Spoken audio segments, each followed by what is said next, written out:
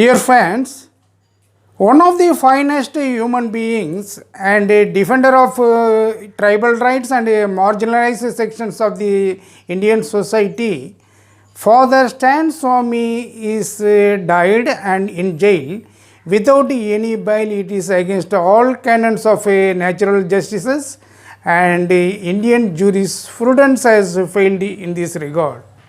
The entirety of the global community and human rights forums at the international area have condemned the inactive, insensitive responses of the Indian executive and also the Indian judiciary, which is at peril, that is a silent spectator in this regard.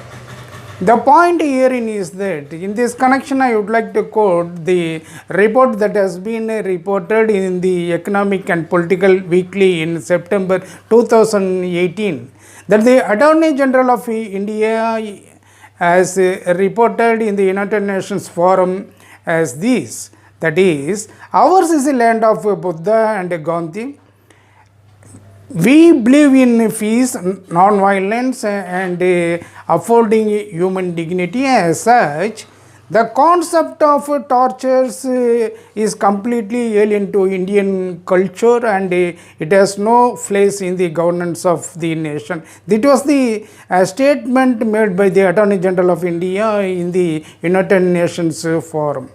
The fact of the matter is otherwise, and the irony is that the cases of custodial deaths has not been maintained by the National Crime Record Bureau, and it is supposed to maintain the national crime records. As per the statistical norms are concerned, it is the bounden duty of the National Crime Records Bureau to record all the custodial deaths, but it's not maintaining. It is a pathetic situation. The point here is that between September 2017 and to June 2017, nearly about 122 these custodial tortures had been reported as far the national mainstream media are concerned, and it led to at least 30 custodial deaths. The point here is that the actions taken by the executive and the judiciary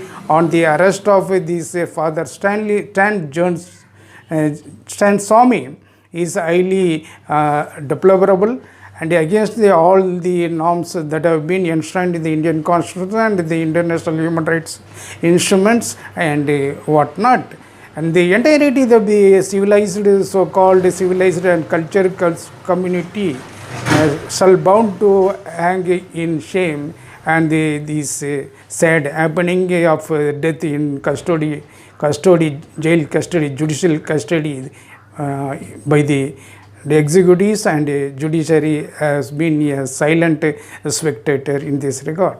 The point herein is that Stan Swamy, the human rights defender, has cautioned the nation while he was being arrested, and he had put a note that the activists, academicians, writers, poets and legal luminaries and all the persons have been arrested for one reason or other reason, but for expressing their freedom of speech and expression in the larger interest of the civil society so as to uphold the human rights in India. They have been branded as Naxals and this Maoist or urban Naxals and whatnot under the unlawful activities of Prevention Act, and they will not be sued in the court of law at least for 2 years. If proved they are guilty, they will be forced to pay 7 years of rigorous imprisonment in Indian jail. This is the condition of India. What I want to find herein is the legal luminary. Prashant Bhushan has termed this as state-sponsored murder, and Ramachandra Koga has termed this as judicial murder.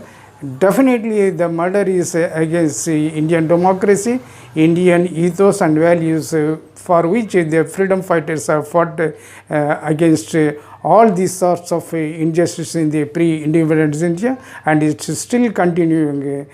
So it shall be ended in this, at least in the near future. This is the message of this video. Thank you so much.